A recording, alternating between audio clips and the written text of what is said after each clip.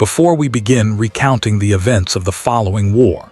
If you're someone who enjoys history and the stories of soldiers and battles that changed the world, make sure to subscribe to the channel so you don't miss any of the events we cover here.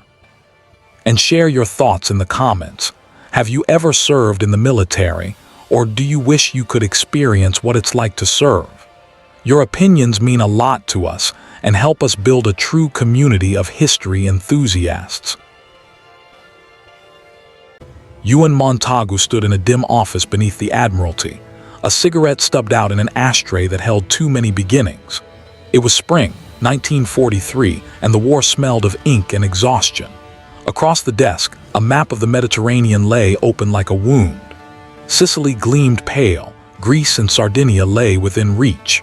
High Command had made a plan for invasion bold, costly, necessary, and so, perversely, had they made another plan to keep that fact secret. Montagu had not been sent to the Admiralty to be sentimental.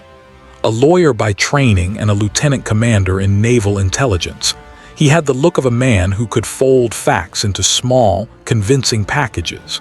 His job this week was to invent a man and make the Germans fall in love with the lie. The brief was brutal in its simplicity. Plant false documents the enemy could not ignore. If German intelligence believed the Allies planned to strike Greece and Sardinia instead of Sicily, they would divert forces, and an actual landing in Sicily would meet weakened opposition. The problem was not imagination, it was credibility. Deception could be elegant on paper and laughable in action.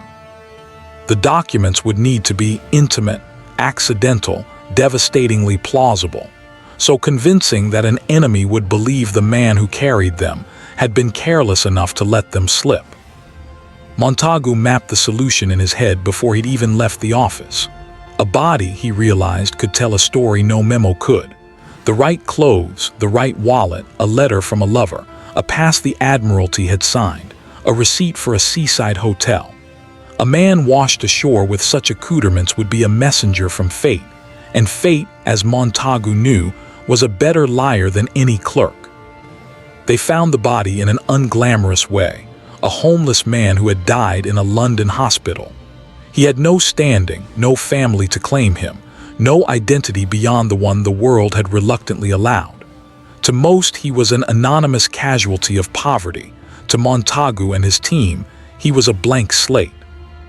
They dressed him in the uniform of a Royal Marine officer named Major William Martin, placed forged identity papers in his pocket, and tucked inside his wallet letters and the kind of personal items that make strangers suddenly intimate. Theater ticket stubs, a photograph of a woman with a lipstick-smudged smile, a calling card with a smudged address. The deception needed more than props. It needed a plot. Montagu and his small cell stitched together a narrative of an officer who had been attached to an invasion staff and carried with him a briefcase of highly sensitive papers. The briefcase would contain letters indicating that the Allied landings were planned for the Eastern Mediterranean. They simulated the chain of command, faux memos with real-looking stationery, even a mock receipt from a hotel in the wrong port, mistakes only an honest man would make. There were practical dangers: Spanish neutrality, German spies, the unpredictable habits of fishermen on the Spanish coast. So they built redundancy into their lie. The body would be set adrift off the coast of Spain, where they hoped local authorities would recover it. Spanish shores, they calculated, would be the quickest route for the false intelligence to reach the Germans. Spain was a blind spot in the enemy's certainty. It would transmit what they could not directly observe. Montagu tested every detail with the ruthlessness of a prosecutor examining a witness. A note of the wrong perfume could be noticed and dismissed. The wrong newspaper tucked in a pocket could unravel weeks of planning. Every object had to sing the same quiet truth. Major William Martin had existed, and his papers were accidentally, tragically real. On a cold morning, they slipped the corpse into a boat and sent it out into the open. The little drama of a drowned officer took place under a sky that meant nothing to the planners below. Gulls wheeled, waves broke. The sea closed over the secret and carried it toward a shore where men might not be careful with what they found. Montagu stood on the quay as the boat went out, not with triumph, but with the strange concentration of someone who knows a lie must be crafted like a sacred thing. If the Germans accepted the papers as truth, whole armies might be shifted and lives saved. If the deception failed, the cost would be measured not only in military setback, but in reputations and, possibly, executions for the men behind it. He did not know then how the world would read that gamble. He only knew the plan depended on a single premise, that an enemy who believed in order and logic could be tricked into following a story more plausible than the truth. The sea carried the body away, and with it a fate that would, in weeks to come, prove one of the cleverest risks of the war. The fishermen found him first. Just after dawn on April 30, 1943, two Spaniards spotted a body drifting near the shore of Huelva. The corpse wore a Royal Marine uniform, waterlogged but intact. A chained briefcase was still attached to his belt, exactly as Montagu had engineered. By noon, Spanish authorities had retrieved the body and the briefcase. By evening, German intelligence officers in Madrid were notified, and by the next morning, two things became clear. Spain would not give the British anything back quickly, and the Germans were already circling. Montagu had predicted this perfectly. The Spanish, sympathetic to the Axis but officially neutral, began their delicate dance, slow enough to appear uninvolved, fast enough to keep Germany informed. Their uncertainty was the hook, and the Germans bit down hard. The WWII, German military intelligence, demanded access to the briefcase. Spain stalled, hesitated, then quietly allowed German agents a few hours with the documents. Those hours were all the Germans needed.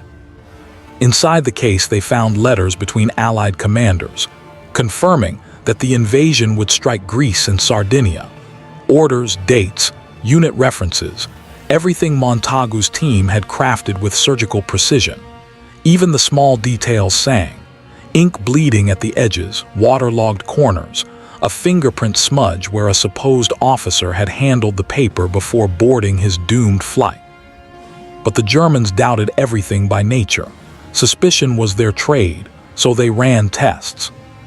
They held the envelopes to the light to check water damage. They examined the corpse's lungs. They verified that Major William Martin existed in British records. They even checked the love letters in his wallet. Every lie looked true. Nothing broke. While Berlin studied the documents, British diplomats in Spain played their part, loudly demanding the return of the briefcase, acting desperate, furious, frantic. They performed anger so convincingly that even their own staffs believed it. Germany noticed. Germany believed it. By the time the documents were forwarded to Hitler's office, the deception had become a truth inside German intelligence. On May 14, 1943, Hitler issued the order that Montagu had gambled everything to achieve. Reinforce Greece and Sardinia, move tanks, shift aircraft, prepare for invasion. Sicily, the real Allied target, was now dangerously underdefended. Montagu and his team received news of this with controlled disbelief. Their lie had traveled farther and faster than they imagined. A dead man with forged papers had reached Hitler's desk and changed the shape of the Mediterranean front. But Montagu knew the plan was not complete. A lie this delicate could still unravel. Someone could notice a signature too perfect. A German officer could question why a courier carried documents this sensitive by air. A medical examiner could dig too deeply into the body's condition. Montagu's confidence meant nothing now. Only results mattered. The success of the mission, and possibly the success of the entire Allied Mediterranean campaign, depended on what would happen next, on distant shores, under battlefield skis, far beyond Montagu's control. The story of Major William Martin had been delivered. Now the war would decide whether it lived or collapsed. German hands smelled of tobacco and paper.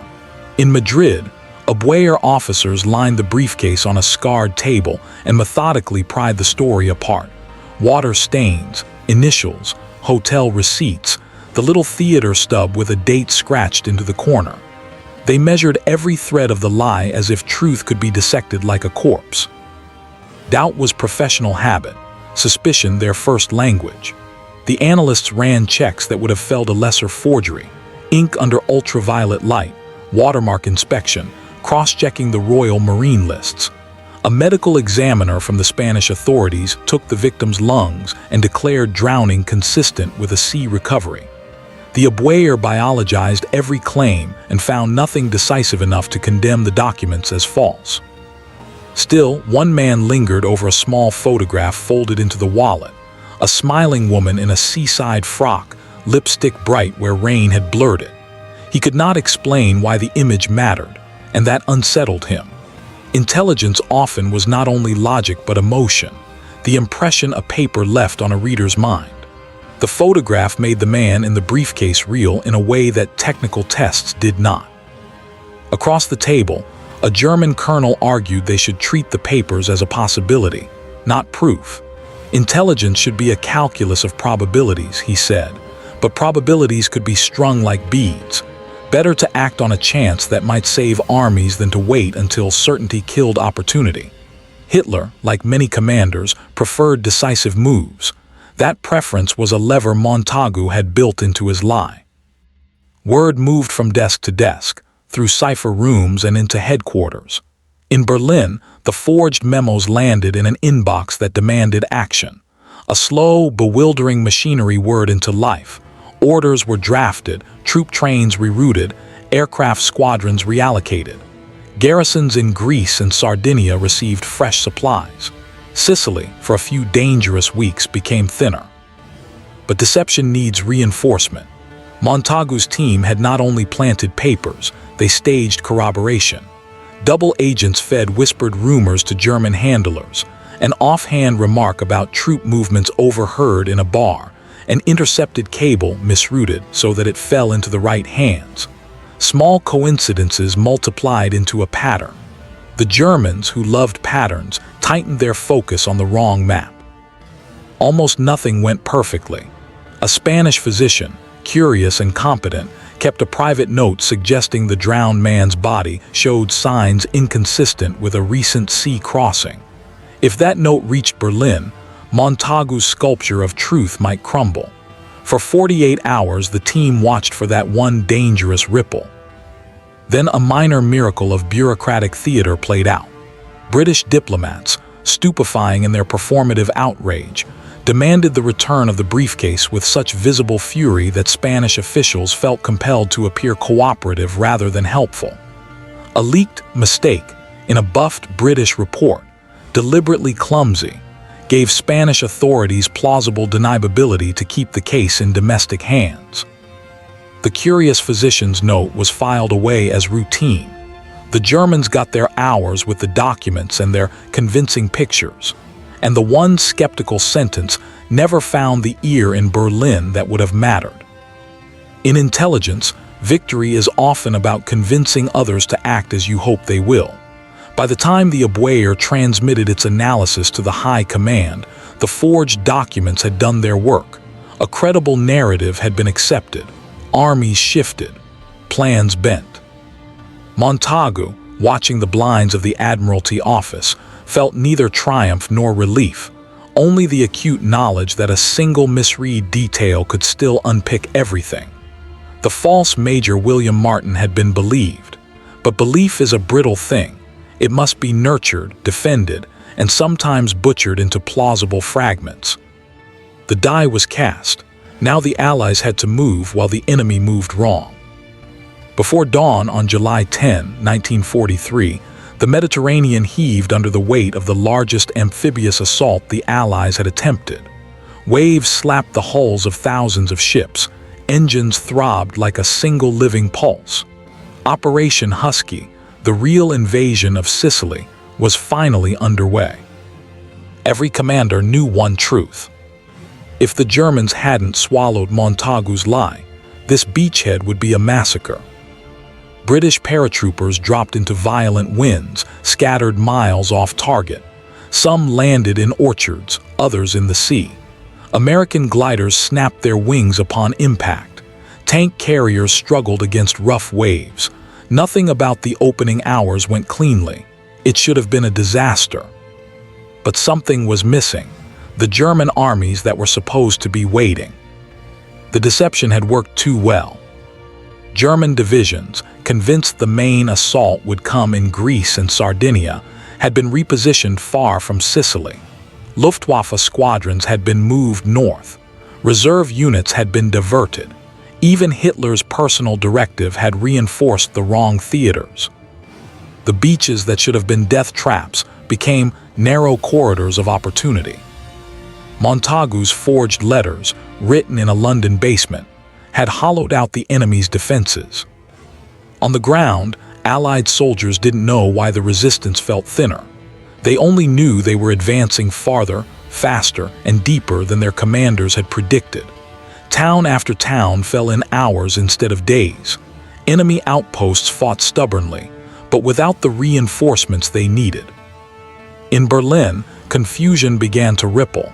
Reports from Sicily contradicted expectations. Field commanders insisted the invasion was real, not a feint. But Hitler refused to accept it. He believed the deception, believed the papers, believed Major William Martin. Sicily is a diversion, he insisted. The main blow will fall elsewhere. Hold your ground, do not redeploy. By the time the German High Command realized the truth, it was too late. Armored divisions scrambled south in disorganized, exhausted columns. Supply lines were tangled, communications fractured. Air support arrived in scattered bursts instead of coordinated fury. Sicily was slipping from their hands, and they were racing toward a battlefield already lost. Back in London, Montagu received the intercepted German messages confirming what he needed to know. They still believed the lie. Even after the landings, even after the beaches were burning, even after the truth was undeniable. His deception was no longer just a trick. It had become a strategic cage that the German High Command had willingly locked themselves into. By August, the island had fallen.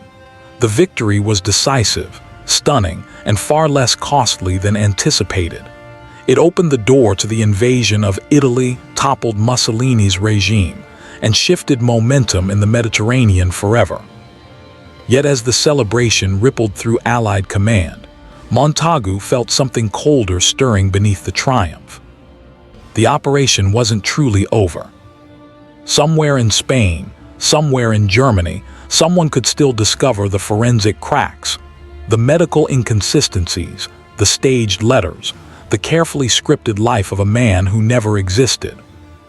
If the Germans ever learned the truth, every future deception operation could collapse. Double agents could be exposed. Networks could unravel. The body had done its job, but the myth of Major William Martin still had to survive. And that final, fragile piece of the mission was the most dangerous one yet.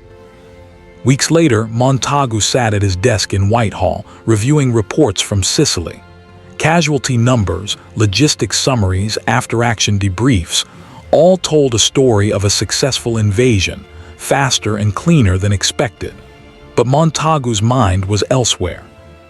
Somewhere on the Spanish coast, the body of Major William Martin had been buried in a quiet cemetery. The German officers who had studied the papers had long since moved on, unaware that every decision they had made had been guided by a dead man's pockets and the ingenuity of a single British officer. Montagu understood the scale of what had just happened. No artillery barrage, no daring commando raid, no bloody battlefield heroics. Instead, a carefully crafted lie had shifted armies, opened doors, and saved thousands of lives. A corpse had fought a battle that living men might have died trying to win. Months later, historians would call it Operation Mincemeat, one of the most brilliant acts of strategic deception in modern warfare.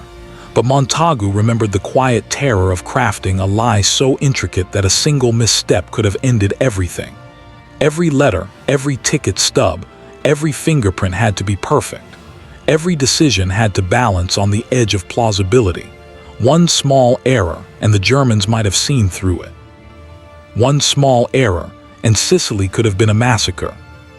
In the silence of his office, Montagu allowed himself a faint smile. The war was far from over, but this battle, this extraordinary battle waged with imagination, precision, and courage, had been won. He leaned back in his chair and whispered to himself, "A man need not fight to change the course of history. Sometimes, a man only needs to be believed." The story of Major William Martin endured, a ghost whose life never existed, yet whose mission had altered the fate of nations. The genius of war, Montagu realized, often lies not in bullets or bombs, but in the power of deception, courage, and the art of making the impossible appear real.